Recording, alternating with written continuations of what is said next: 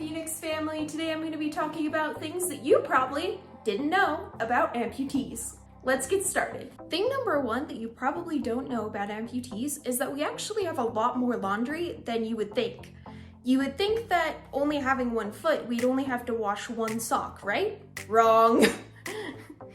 Amputees have so many more socks than you would think. And we have to carry all of them around anytime we want to use our prosthetic legs.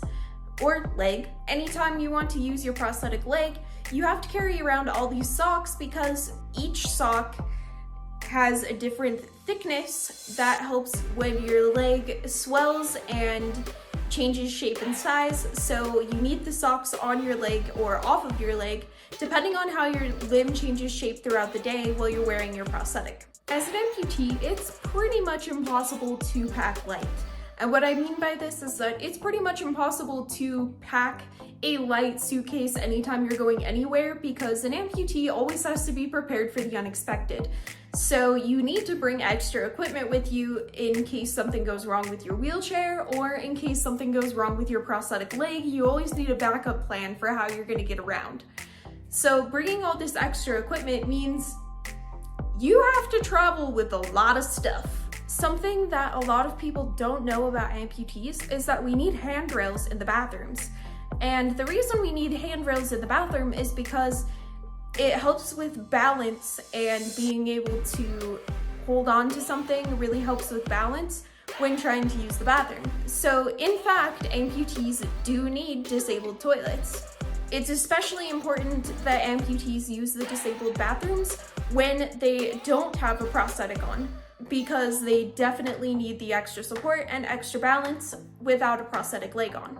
A lot of amputee falls happen in the bathroom, and that's also another reason why we need the disabled toilets or the disabled bathrooms. Even when we're out in public or even in our own home, we need rails in the bathroom to keep us from falling down, because it's the #1 place that amputees fall. According to the Amputee Coalition, 185,000 amputations are happening in the United States every year alone. That's a lot of people losing limbs in just the United States alone. This doesn't account for all the other countries in the world where amputees also exist. 45% of amputations are a result of a traumatic injury like mine was.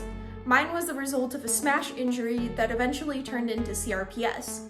The most common type of amputation, according to Orthoco Prosthetics, is a below the knee amputation, like me.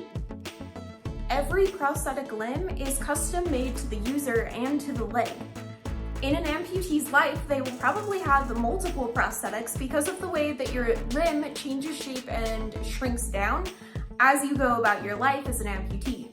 As a female amputee, this one is a little funny and kind of weird, but as an amputee, you can't shave your leg because it will introduce infection into your leg when you're wearing a tight, sweaty, kind of gross liner on your prosthetic leg.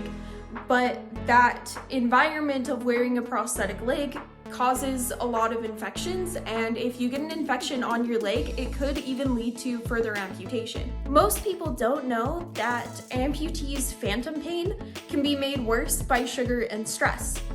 Sugar and stress are my biggest triggers for phantom pain, and they're also the biggest triggers for CRPS as well. Not all amputees actually have phantom pain. There are some amputees who don't hardly have any phantom pain at all.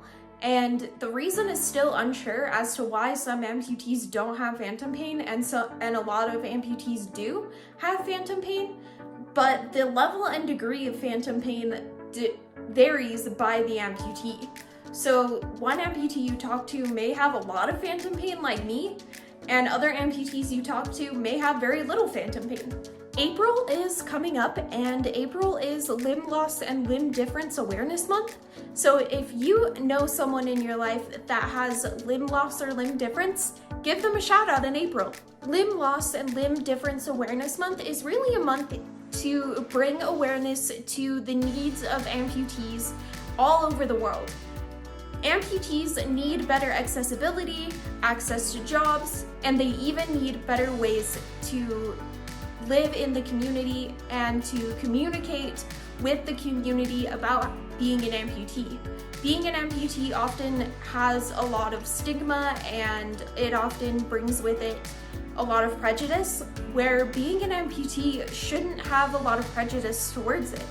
In fact, being an amputee is, like I said earlier in the video, actually something that's becoming more and more common. If you haven't seen the full interview that I did last week with the channel called Turning to Him, it's an amazing interview. It's about 40 minutes long, so if you haven't seen the whole thing, I definitely encourage you to go and watch it.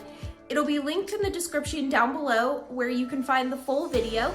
The full video talks about the details of my accident, how it happened, my faith, and all the miracles and friends that I've been making along the way. So I really encourage you to go check out the full story and to listen to the full interview over on the channel Turning to Him. Again, the link will be in the description down below. Thank you for coming and watching this video all the way through. It really means a lot to me as the creator that you're taking time out of your day and your busy schedule to come and watch me. If you haven't already subscribed, I encourage you to hit that subscribe button and to hit the bell notification icon to all notifications so that you never miss a video. If you would like to see another video recommended for you, click over here, and I'll see you all in the next video. Thank you, bye!